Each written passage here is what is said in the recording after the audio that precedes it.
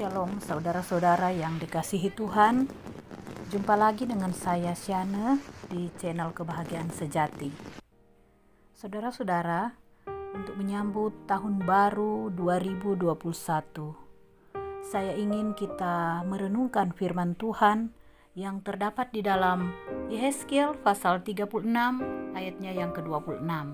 Bunyinya demikian: Kamu akan kuberikan hati yang baru dan roh yang baru di dalam batinmu, dan aku akan menjauhkan dari tubuhmu hati yang keras, dan kuberikan kepadamu hati yang taat.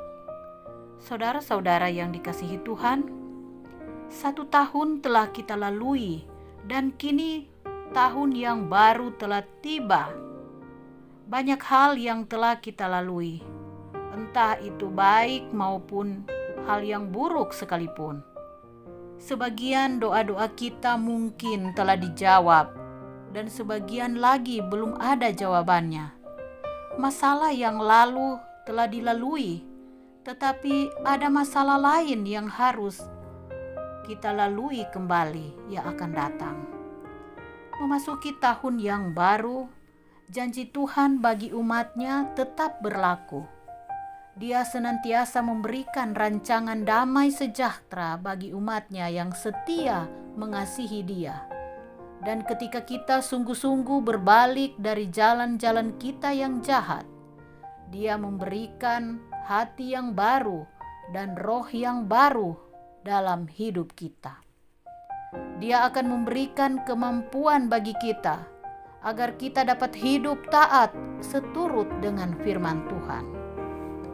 Tentunya hati yang baru dan roh yang baru harus diikuti dengan sikap dan perbuatan yang sesuai dalam kehidupan kita, agar hubungan dengan Tuhan dapat terus terjaga dan firman-Nya benar-benar membawa dampak yang luar biasa dalam kehidupan kita.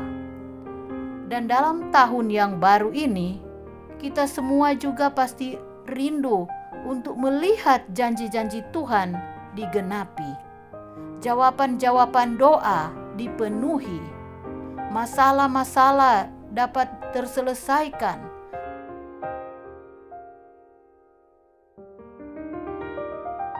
segala kebutuhan kita diberikan oleh Tuhan. Oleh karena itu, dengan hati yang baru, ada beberapa hal yang harus kita lakukan dalam menyambut tahun yang baru ini agar janji-janji Tuhan dapat digenapi di dalam hidup kita. Hal yang pertama yaitu lakukan segala sesuatu di dalam Yesus.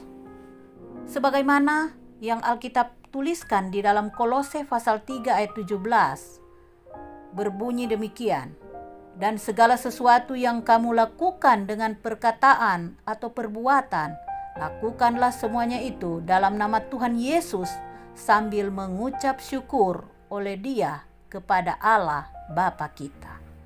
Saudara-saudara, ingatlah kepada Tuhan dalam setiap perbuatan kita, baik dalam pekerjaan, di kantor, ataupun pekerjaan di rumah, atau ketika kita berada di jalan, atau di lingkungan sosial, bahkan di lingkungan keluarga, atau dalam pergaulan kita. Keluarkan perkataan-perkataan yang positif dalam hidup kita.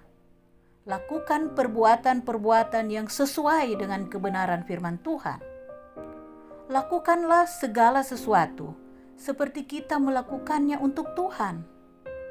Kita tidak akan berani berbuat kecurangan atau melakukan dosa jika kita ingat bahwa yang kita lakukan adalah untuk Tuhan dan bukan untuk manusia. Di dalam buku Mazmur pasal 91 ayat 14 sampai 16 dituliskan seperti ini: Sungguh hatinya melekat kepadaku, maka aku akan meluputkannya. Aku akan membentenginya sebab ia mengenal namaku. Bila ia berseru kepadaku, aku akan menjawab. Aku akan menyertai dia dalam kesesakan. Aku akan meluputkannya dan memuliakannya. Dengan panjang umur akan kukenyangkan dia, dan akan kuperlihatkan kepadanya keselamatan daripadaku. Saudara-saudara, hal yang kedua yang perlu kita lakukan, belajar dari pengalaman. Seperti yang dituliskan dalam buku Mazmur pasal 119 ayat 71, yaitu bahwa aku tertindas itu baik bagiku, supaya aku belajar ketetapan-ketetapanmu. Saudara-saudara, segala ujian dan pencobaan yang Tuhan izinkan di dalam hidup kita adalah untuk pembelajaran bagi kita, agar kita dapat hidup lebih baik lagi di hadapan Tuhan, lebih berserah lagi kepada Tuhan. Tuhan senantiasa membentuk hidup kita melalui segala keadaan maupun kondisi, agar kita dapat menjadi kuat menghadapi masalah-masalah yang lebih besar lagi. Dan ketika kita mau terbuka di hadapan Tuhan dan belajar dari setiap masalah yang kita hadapi, maka kita akan menjadi manusia yang semakin mendekati kepada kesempurnaan, karena hidup ini adalah proses menuju kepada kesempurnaan serupa dengan tabiat Kristus. Belajarlah dari setiap pengalaman yang kita lalui. Belajar dari tahun yang telah kita lalui dan evaluasi apa yang perlu kita perbaiki untuk menyongsong tahun yang baru yang ada di depan kita. Kesalahan yang pernah kita lakukan tidak perlu terulang lagi. Dan kebaikan yang telah kita lakukan, biarlah dapat lebih lagi dikerjakan dalam tahun yang baru ini. Roma 15 ayat 4 menuliskan, sebab segala sesuatu yang ditulis dahulu telah ditulis untuk menjadi pelajaran bagi kita, supaya kita teguh berpegang pada pengharapan oleh ketekunan dan penghiburan dari kitab suci. Saudara-saudara, hal yang ketiga yang perlu kita lakukan, yaitu iman disertai perbuatan. Seperti yang dituliskan di dalam Yakobus pasal 2 ayatnya yang ke-17. Demikian juga halnya dengan iman.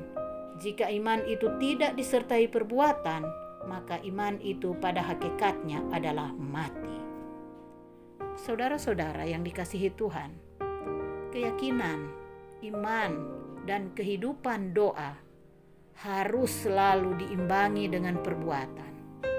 Karena iman tanpa perbuatan adalah iman yang mati. Sedangkan iman yang disertai dengan perbuatan akan menghasilkan mujizat di dalam kehidupan kita. Seringkali ketakutan senantiasa menghalangi kita untuk dapat melangkah dengan iman. Pikiran dan logika selalu bertolak belakang dengan iman yang kita miliki. Tetapi ketika kita menyingkirkan segala ketakutan dan mulai melangkah dengan iman, maka kita akan melihat hasil yang luar biasa dari perbuatan yang kita lakukan itu. Ketika kita takut untuk melangkah atau berbuat sesuatu, maka kita telah kehilangan kesempatan untuk berhasil. Mungkin juga ketika kita melangkah, kita akan menemui kegagalan. Tetapi kita tidak akan tahu apa yang akan terjadi ketika kita tidak mulai untuk melangkah.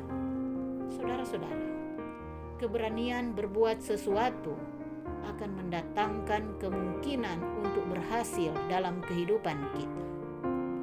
Dan sesuatu yang dilakukan berkali-kali dengan tekun akan membuat kita menjadi mahir, sehingga persentase keberhasilan akan menjadi semakin besar. Ditambah lagi dengan iman yang kita pegang teguh, maka mujizat demi mujizat akan menyertai setiap langkah hidup yang kita jalani. Di dalam Pengkhotbah pasal 11 ayat 6 dituliskan seperti ini. Taburkanlah benihmu pagi-pagi hari, dan janganlah memberi istirahat kepada tanganmu pada petang hari, karena engkau tidak mengetahui apakah ini atau itu yang akan berhasil, atau kedua-duanya sama baiknya. Saudara-saudara, mari kita menyambut tahun yang baru ini dengan penuh keyakinan, karena Tuhan telah memberikan kita hati yang baru. Maka lakukan segala sesuatu di dalam Yesus Kristus. Belajarlah dari pengalaman yang lalu dan melangkah dengan imanmu. Maka kita akan melihat janji-janji Tuhan digenapi dalam hidup kita pada tahun yang baru ini. Tuhan kiranya menyertai perjalanan kehidupan kita sepanjang tahun 2021 ini. Dengan penuh keyakinan kita berserah kepada Tuhan, karena kita yakin bahwa Tuhan akan menolong kita melewati tahun yang penuh misteri yang ada di depan kita. Tetapi ketika kita bergantung, berharap, dan menyerahkan kehidupan kita pada Tuhan, yakinlah dengan iman bahwa Tuhan akan menyertai kita. Tuhan memberkati kita semua. Saya mengucapkan selamat tahun baru 2021. Tuhan kiranya memberkati saudara-saudara, adalah harapan dan doa saya. Amin.